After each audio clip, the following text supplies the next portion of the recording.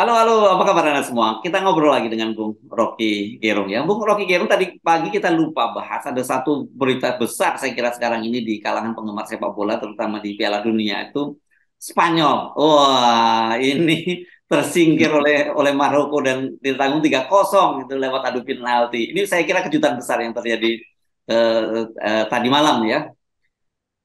Ya, itu bergembira bahwa eh, orang senang sekarang karena pemain-pemain besar itu, figur-figur besar itu nggak lolos di 16 menuju 8 Ya. besar itu.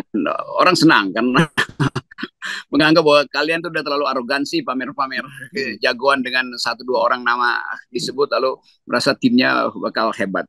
Jadi memang ada kegelisahan atau orang menunggu ini apa sebetulnya keunikan dari uh,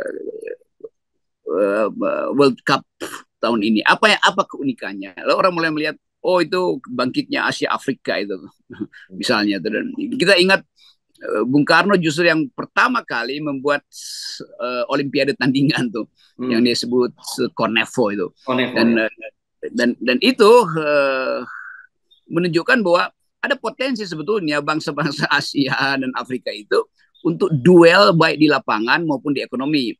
Tetapi di wilayah ekonomi tentu masih tercecer. Dan yang unik adalah di dalam daftar mereka yang tersingkir nggak ada Indonesia di situ kan. Jadi Indonesia. Oke, ini bangkitnya memang Asia udah mulai yang Asia mulai tersingkir 16 besar, tapi luar biasa mencapai itu. Jepang, Korea mencapai 16 besar itu kan luar luar biasa dan jangan lupa Jepang mengalahkan Jerman juga ya. Menyingkirkan Jerman itu adalah ada Jepang itu juga menarik gitu dan eh, kalau tadi ada mau ngomong kekuatan ekonomi ini menarik ada prediksi baru bahwa nanti ada negara salah satu negara di Asia ya ini Asia Selatan ya India itu nanti akan menjadi salah satu kekuatan itu tahun 2030 diperkirakan menjadi kekuatan ekonomi terbesar ketiga gitu setelah setelah Cina ya dan setelah Amerika dan Cina dan sekarang ini katanya India ini sudah mulai menyaingi Cina juga untuk memberikan bantuan-bantuan utang gitu ke beberapa negara lain ya, terutama yang pertama kali dilakukan di Maldives yang memang sebelumnya ini juga terjebak oleh utang Cina. Ya memang itu prediksi bahwa India akan tumbuh itu dari satu dekade lalu orang Hmm. prediksi soal BRIC, Ya, BRIC itu. Dan ya. kita lihat bahwa Cina memang pertumbuhannya akan diganggu oleh hak kelas menengah mempersoalkan kepemimpinan Jinping itu. Itu beda dengan di India. India memang masih ada politik sara, tapi negara itu negara demokratis, walaupun Ya. dalamnya ada sentimen-sentimen komunal. Tapi Cina bukan negara demokratis. Dan ya, minggu lalu saya masih di Nepal dan mendengarkan pembicaraan-pembicaraan lokal, politisi lokal di situ atau rakyat Nepal yang menganggap bahwa perseteruan India dengan Cina itu akan membahayakan Nepal. Karena Nepal itu hidup dari infrastruktur Cina dan energi dari India tuh. Hmm. Dan kalau kita lihat misalnya keadaan dunia hari ini, tentu India mengintip Cina karena permusuhan Cina India itu sampai sekarang belum berakhir tuh. Ketegangan antara Cina dan India itu. Jadi tentu diam-diam India memakai momentum COVID kemarin untuk mengakumulasi ekonominya. Sementara Cina secara terang-terangan terlibat ikut membiayai di belakang Rusia dalam soal Ukraina itu. Dan kalau kita lihat data ekonomi, kita nggak tahu Cina itu tumbuh apa enggak. Memang orang bilang itu menurun, tapi menurunnya seberapa? Karena statistik Cina itu juga dimanipulasi. Kecuali memang ada unit intelijen Bank Dunia yang punya akses langsung tuh. India terbuka tuh. Jadi sekali lagi kita tahu bahwa di wilayah Asia ada perubahan geopolitik karena perubahan kapasitas ekonomi itu. Jadi itu sebetulnya yang juga jadi ancaman pada Presiden Jokowi yang satu waktu akan ditagih oleh Cina dengan debtnya sementara India justru menawarkan utang yang lebih rasional. Kira-kira begitu tuh. Jadi Ya, ya. betul bahwa ada new player di dalam ekonomi dan India jangan lupa India itu punya riset nuklir dan Hmm. itu juga yang mesti kita waspadai karena negara yang kelebihan uang itu dia juga akan tambahkan anggaran militernya. Nah bagi India itu dia punya hak seperti Jepang merasa terancam oleh Korea Utara misalnya yang punya nuklir, India juga terancam oleh ekspansi Cina yang raksasa itu. Ya, ya. Dan jangan lupa bahwa diaspora India ini luar biasa ya, terutama di teknologi dan finansial gitu ya. perusahaan-perusahaan besar di Amerika itu kan banyak sekali kita tahu CEO-nya itu orang India. Bahkan kemudian juga kita tahu sekarang di Inggris Perdana Menterinya juga orang India. Ini saya kira memang akan jadi permainan global gitu. Apalagi sekarang kalau meminjam istilahnya Pak Jokowi, ya, bahwa India itu sekarang di puncak kepemimpinan dunia karena jadi ketua G20. Kata Pak Jokowi kan Ya gitu.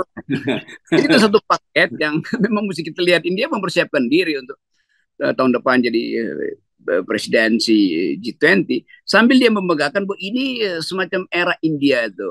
Dan itu juga yang pernah dibayangkan oleh pemenang Nobel ekonomi India itu siapa namanya itu, Armita Zen. ya Amartya Sen, Amartya Sen, ya. Amartya Sen. Ya. Dia menulis buku judulnya Argumentatif India gitu. Jadi India yang argumentatif. Dan kita butuh argumen-argumen seperti layaknya orang India berargumen. Dan bagi India ini semacam era dia didorong oleh sejarah untuk memimpin.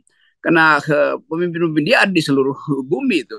Kalau kita ke Amerika itu supir taksi India itu banyak betul, tapi CEO India juga banyak betul, ahli finance, bahkan ahli IT itu. Jadi India maju sebetulnya di dalam kesenyapan, lalu tiba-tiba muncul sebagai pesaing Cina.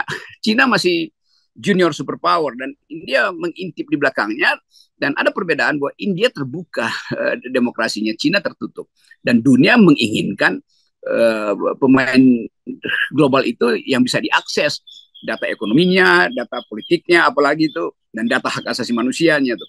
Jadi kira-kira begitu keadaan dunia yang mulai berubah, dan Indonesia harus mulai cemburu bahwa nanti tahun depan itu G20 itu akan mengelulukan India, lalu orang lupa tentang IKN, padahal itu cuma 1 tahun ke depan tuh. Begitu India muncul sebagai raksasa, nanti Indonesia akan dianggap sebagai Anda tertinggal jauh ya. India udah bikin IKN-nya itu di cloud. India udah berpikir untuk bikin pemukiman di extraterrestrial di planet. Indonesia masih merusak bumi dia sendiri di Kalimantan. Itu akan jadi pembicaraan nanti di forum-forum masyarakat sipil India menjelang G20 nanti. Yes.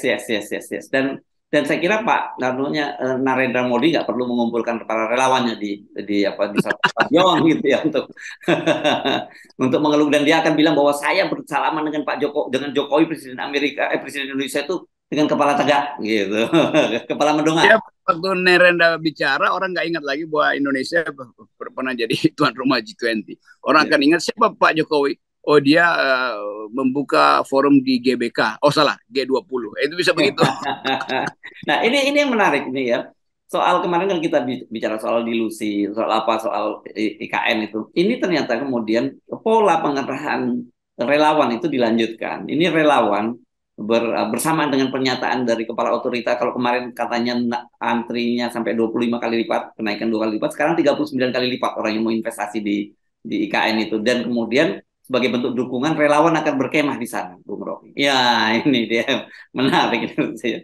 Begitu relawan berkemah, lalu ya, angka itu drop jadi 2% tinggal tuh. Karena publik internasional akan lihat ini ngapain relawan berkemah. Dia mau berpolitik atau mau berbisnis itu. Jadi apa poinnya gitu orang berkemah di situ? Kan kabinet udah berkemah di situ dan 2 orang gubernur pingsan justru kan. Jadi mau tambah orang pingsan. Karena itu berkemah di situ juga kalau nggak terlatih dengan cuaca panas bisa banyak yang pingsan loh relawan ini. Kan di atas IKN itu ada matahari katulistiwa, panasnya minta ampun. Di bawah IKN ada batu bara, panasnya minta ampun. Jadi dia akan dipanggang di situ, jadi sandwich di situ relawan. Nanti masalah lagi tuh begitu ada yang pingsan, lalu mulai cari-cari alasan. Oh, ini karena macam-macam soal tuh. Jadi sebetulnya gairah untuk mendukung Jokowi itu makin irasional gitu. Dan lain kalau investor datang ke situ bilang ini kami 20% kami ambil, India kasih 20% di situ, lalu Cina bilang oke, karena India udah ada di situ kita tinggal 10% itu udah dapat modal 30%, nggak perlu berkemah lagi kan. Justru yang kita mesti terangkan bahwa Pak Jokowi jangan berambisi karena sebentar lagi itu akan ditinggalkan, dilupakan. Investor asing nggak akan baca orang berkemah, mereka akan baca berita Bloomberg, itu intinya. Ya. Ini saya membayangkan kalau kemudian mereka berkemah dan kemudian Pak Jokowi hadir lagi di studio lulukan. Ini ini makin absurd saja saya bayangkan situasinya. Ya, pasti Pak Jokowi mesti hadir. Kalau dia nggak hadir kan bagaimana ini sebagai sales promotion boy-nya? Ya, Ya ya, kan ya. Pak Jokowi bisa datang di situ kan. Ini Hmm. kan orang-orang Pak Jokowi yang disuruh untuk memuji-muji dan memberi semangat pada Pak Jokowi. Sementara Pak Jokowi nggak baca sinyal internasional. Jadi konyol sebetulnya tuh. Kalau Pak Jokowi nggak hadir makin drop nilai IKN di mata dunia. Kalau Jokowi hadir juga Jokowi yang jadi drop. Ngapain ikut-ikutan berkemah di situ tuh. Ya, Ini ya. sekali lagi banyak kekonyolan disebabkan karena pikiran nggak tiba itu masalahnya. Ya, ya. Nah, ini kan kita beberapa waktu yang lalu kita menyoroti ya soal apa ya dukungan yang tadi itu yang tidak rasional terhadap para pemimpin itu. Bukan hanya pada Pak Jokowi gitu. Kita mengingatkan juga kepada para pendukungnya Anies Baswedan dan sebagainya atau siap pendukung Ganjar Pranowo dan sebagainya. Karena ini berbahaya ya kalau kemudian fanatisme dari para pendukung ini kemudian berubah menjadi yang tadi sikap yang tidak rasional tadi. Kita nggak tahu bagaimana cara menasihati lagi orang yang udah fanatik, ya udah dia apapun dia lakukan tuh. Dia nggak mau dengar lagi second opinion atau opini opini alternatif, dia nggak mau dengar tuh.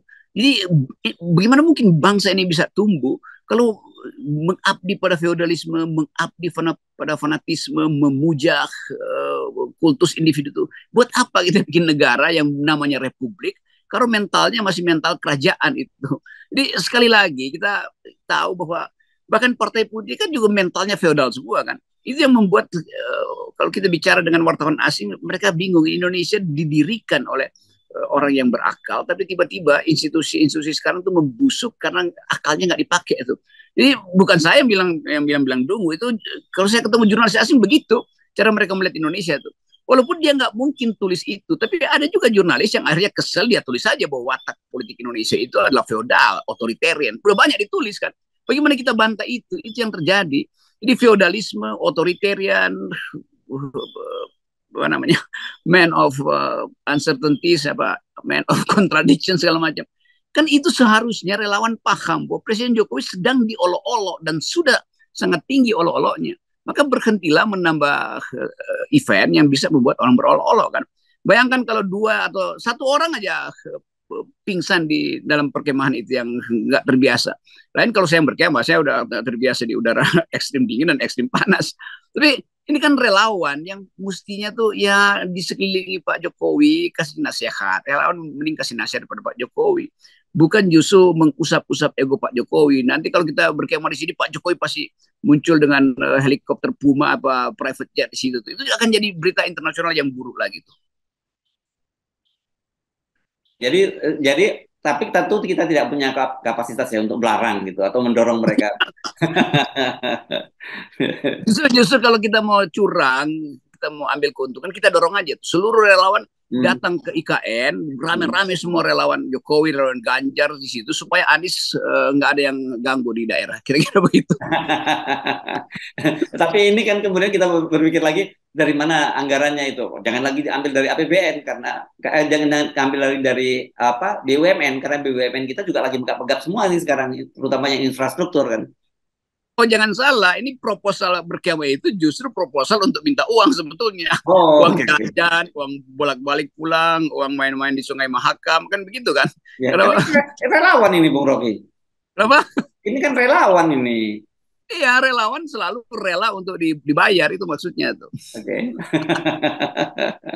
Oke, tapi apapun saya kira kalau gitu kita selamat berkemah ya kan gitu ya di IKN jangan lupa apa yang Anda sebutkan tadi ya persiapan-persiapannya mesti persiapan karena itu bagi yang tidak terbiasa gitu apalagi relawan dadakan gitu yang relawan dimobilisasi itu eksesnya bisa bisa berbeda-beda bercamping gitu ya.